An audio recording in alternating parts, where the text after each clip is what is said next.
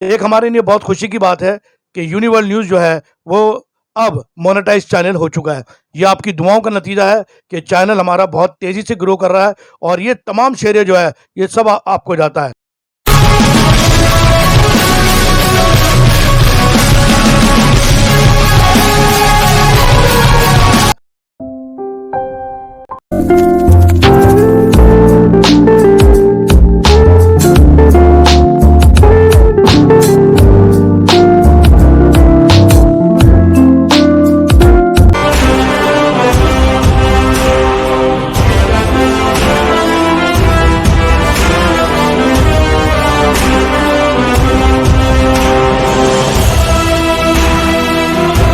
यूनिवर्ल news के तमाम viewers को मेरा आदाब। एक बार हम फिर मौजूद हैं मोहम्मद शकील साहब के साथ, जो हेल्पिंग हैंड फाउंडेशन के जनरल सेक्रेटरी भी हैं। G20 जो अभी हुआ जी जरान भाई, आप हमेशा एक अच्छे मुद्दे, देश हित का मुद्दा आप लाते हैं और ये वाकई ये G20 का हमें मेज़बानी मिला इस साल। ये बहुत ही गौरव की बात है और मैं अहले वतन के तमाम लोगों को मैं इस चीज़ का मैं मुबारकबाद देता हूँ और हमारे प्रधानमंत्री नरेंद्र मोदी जी ने इसको कितना सफलतापूर्वक जो है इनको कामयाब किया, ये लोगों को जानना ज़रूरी है इन चीज़। दरअसल ये जरान भाई, ये G20 है क्या, ये पब्लिक को जानना भी ज़रूरी है और ये कब हुआ और इसका मकसद क्या है G20 का, और हमें मेज़बानी मिली। तो जरान भाई, ये G20 की स्थापना, जो असल स्थापना जो G20 की हुई 2008 में हुई। इसका पहला जो है USA में हुआ पहले, और दूसरी भी हुई। 20 कंट्रियों के लोग इकट्ठे होते हैं और इसका जो मकसद है वे वर्ल्ड में इकोनॉमी को जो है कंट्रोल किया जाए, और साथ ही अब इसमें बहुत सारी चीज़ें ऐड हो गई है, जैसे हेल्थ इन्वायरमेंट हो गया, क्लाइमेट इन्वायरमेंट हो गया, और भी ऐसे कई चीज़ें अभी ऐड हुई हैं। तो मैं इस बार जो है हिंदुस्तान को मेज़बानी मिली, 18 साल बाद मेज़बानी मिली। इसके बाद ब्राज़ील को है, इससे पहले इंडोनेशिया को थी। तो ये एक प्रक्रिया है G20 का, तो हर देश को एक बार नेतृत्व करना है, इसका अध्यक्षता मिलती है। इस बार हमें मेज़बानी मिली। नरेंद्र मोदी जी की जो सरकार है, मैं उनका तहे दिल से शुक्रिया अदा करता हूँ कि उन्होंने बड़ा अच्छा ऑर्गेनाइज़ किया। लेकिन साथ-साथ जानना भी चाहते हैं, हिंदुस्तान की जनता भी जानना चाहती है, 140 करोड़ जनता जानना चाहती है कि इसका मकसद क्या था। वो आखिरी में आया तो उन्होंने कहा, एक अर्थ, एक परिवार और एक भविष्य। इसका दरअसल जो मकसद है कि पूरे हिंदुस्तान, पूरे वर्ल्ड का एक परिवार होना चाहिए और एक ही अर्थ के ऊपर में, जैसे कि और एक ही तरह का जो है लोग कोऑर्डिनेट करके, जो है ख़ास तौर से आर्थिक के मामले में हो या सुरक्षा के मामले में हो या व्यापारिक के मामले में हो या क्लाइमेट के मामले में हो, इन सब पे जो है एक मंथन करके, चिंता कर करके उसको डेवलप करना। कांग्रेस पार्टी कहती है कि 1983 में इंदिरा जी ने भी इसी तरह का एक महासम्मेलन हुआ था जिसके अंदर 70 कंट्री आई थी। लेकिन कांग्रेस पार्टी का यह आरोप है मौजूदा हुकूमत पे, मोदी सरकार पे, कि इन्होंने लॉकडाउन लगा दिया। कुछ सोशल मीडिया और मीडिया ने भी इस चीज़ को बहुत बढ़ावा दिया है, ये सच्चाई है, लेकिन इसका बहुत खामियाजा लोगों को भुगतना पड़ा। मैंने देखा कि पिछले 1 हफ्ते तक ऐसा लगा जैसे कर्फ्यू लगा हो, लोग सड़कें सन्नाटा थी, कोई व्यापारी आना-जाना नहीं, दुकानें बंद पड़ी हुई है ना? तो ये चीज़ तो कामयाबी हुई है। और मैं साथ-साथ में बता दूँ सर कि ये जो है, देखिए कि इतना 4100 करोड़ का खर्चा हुआ, जैसा कि मीडिया के द्वारा हमने देखा, सुना, चैनल या प्रिंट मीडिया और इलेक्ट्रॉनिक मीडिया के थ्रू, जहाँ ये सम्मेलन रखा गया वहाँ पानी दिखा, मतलब, तो इसका इम्पैक्ट जो है बहुत अच्छा नहीं किया। ये सब मीडिया ने दिखाया। जी, जो मीडिया ने दिखाया।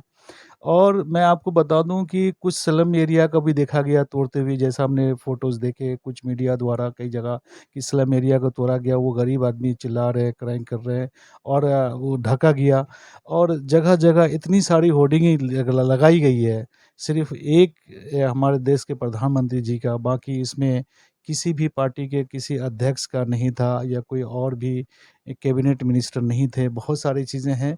तो खैर ये प्रोटोकॉल में मैं जाना नहीं चाहता हूँ, लेकिन ये देश जानना चाहती है कि ये 4100 करोड़ खर्च करने के बाद भी कि हमें क्या मिला? हमारे देश हित के लिए, समाज के लिए, यहाँ के लोगों के लिए, यहाँ के एजुकेशन के लिए, यहाँ के हेल्थ के लिए हमें क्या मिला?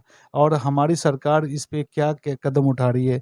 क्या मोदी जी ने जो कहा, जो जैसे कॉरिडोर जो है एक दूसरे से जोड़ेंगे, चूँकि हमें चाइना पे ज़्यादातर निर्भर होता है, ये हम काफ़ी चीज़ें इंपोर्ट करते हैं और कंट्री के साथ भी हमारा व्यापारिक मामला अच्छा हो, तो इस पे भी रुख साफ नहीं हो पाया है कि ये कब और कितने बजट में या कैसे इस चीज़ को काम को कब तक अंजाम दिया जाएगा। अच्छा, एक सवाल पब्लिक का ये भी है कि G20 हुआ, पूरी नई दिल्ली सजी, लाल किला, कुतुब मीनार, जामा मस्जिद। दूसरे क्षेत्रों के जो निवासी हैं दिल्ली के, जैसे पुरानी दिल्ली हो गई आपकी, या आपका जमुना पार्क का एरिया हो गया, या इधर पंजाबी बाग का एरिया लगा लो, विकासपुरी लगा लो, आपको नहीं लगता कि पूरी दिल्ली सजानी चाहिए? हाँ, जरन भाई, मैंने जैसा देखा टीवी पे देख रहे थे कि हमारे एलजी साहब जो है वो जगह-जगह सफाई का वो निरीक्षण कर रहे थे, देख रहे थे कहाँ पे क्या हो रहा है।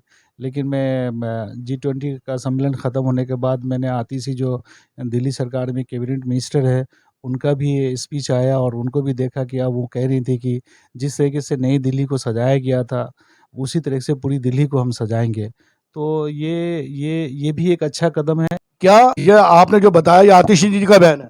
जी, ये आतिशी जी का बयान है। मैं केंद्र सरकार से भी अपील करूँगा कि चूँकि दिल्ली केंद्र के अधीन भी है और एलजी साहब इनके भी सर्वेसर्वा हैं, जैसा कि अभी विधायक पास होने के बाद जो जनता की बातों में बीच में आई है, तो मैं दिल्ली की जनता के नाते और एक देश के सही नागरिक के नाते मैं केंद्र सरकार से अपील करूँगा कि जिस तरीके से नई दिल्ली को सजाया गया था, उसी तरीके से दिल्ली के तमाम क्षेत्रों को भी देखा जाए।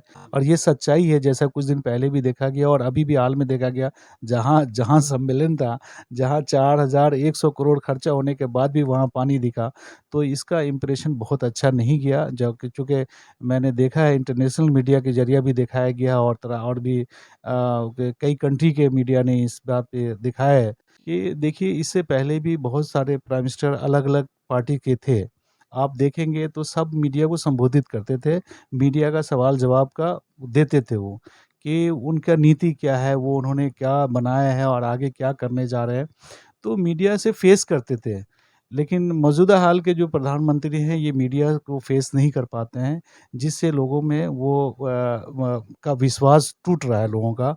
वो जानना चाहते हैं कि आपने मतलब 4100 करोड़ रुपया का जो खर्च किया आपने, वो खर्च का हमें क्या बेनिफिट मिलने जा रहा है और आपका क्या मतलब आगे किस तरह का जो है, किस तरह का नीति और अपना रहे हैं, जो हमारे देश हित के लिए, समाज हित के लिए और लोगों के लिए, बेरोज़गारी के लिए, शिक्षा के क्षेत्र में, स्वास्थ्य के क्षेत्र में हमें इसका मिलेगा। नेशनल लेवल पे जो क्राइसिस है, जो अर्थ का जो हालत है, जो फाइनेंशियल क्राइसिस है, इससे हम कैसे उभरेंगे?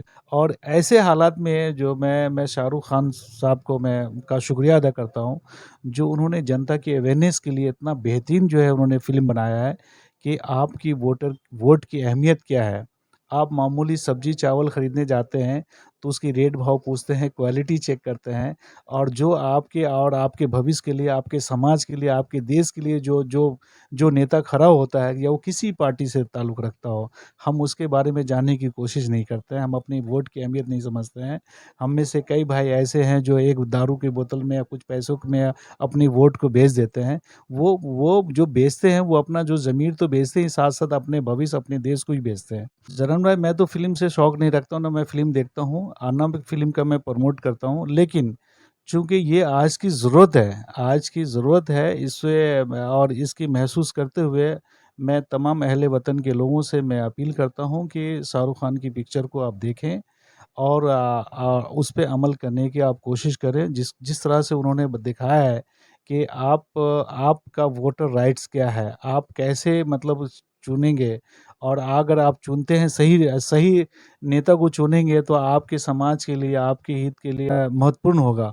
तो मैं इसी उम्मीद से कहता हूँ कि तमाम देशवासियों से मैं अपील करता हूँ कि इस पिक्चर को देखें और इस पे अमल करने की कोशिश करें। देखिए, बहुत अच्छी बात है। देखिए क्या होता है, किसी के सितारे इतने बुलंद होते हैं कि जिसे वो परवरदिगार, वो भगवान, वो अल्लाह जिसे इज्जत देता है, दुनिया की कोई भी ताकत उसको रोक नहीं सकती। ये जो फिल्म आई है जवान, जिसका भी जिक्र किया है, जवान फिल्म शाहरुख खान की, वाकई आप यकीन करें, हिंदुस्तान में नहीं पूरी दुनिया के अंदर जो शाहरुख खान ने एक मैसेज दिया है फिल्म्स के अंदर, जो वो बोलते हैं कि सरकार चुनने को लेकर जो बात कही है, आज मैं दावे के साथ कह सकता हूँ कि व्हाट्सएप ग्रुप में जितना वो पोर्शन फिल्म का चल रहा है, कोई नहीं चल रहा होगा। और शाहरुख खान वाकई ये जो मैसेज दिया बिल्कुल सही दिया है कि हम अपने घर का कोई सामान खरीदने जाते हैं या अपने नहीं है कोई चीज़ लेने जाते हैं, तो तोल मोल करते हैं, भाव करते हैं, क्वालिटी चेक करते हैं, वहीं सरकार चुनने में हम क्यों चूक जाते हैं, हम क्यों गलती करते हैं? ये बहुत बड़ा मैसेज है।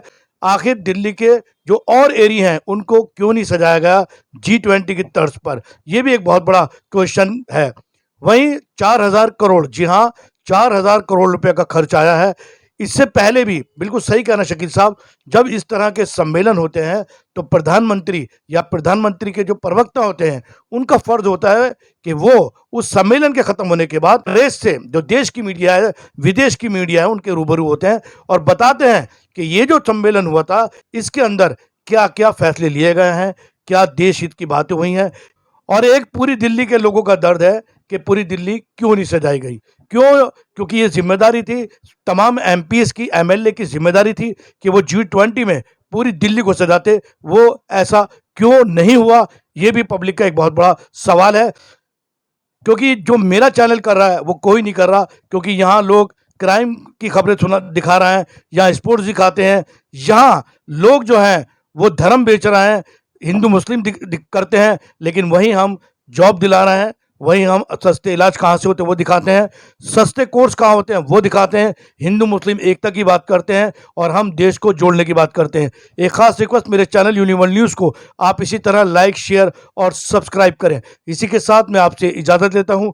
Universal news bureau, Delhi.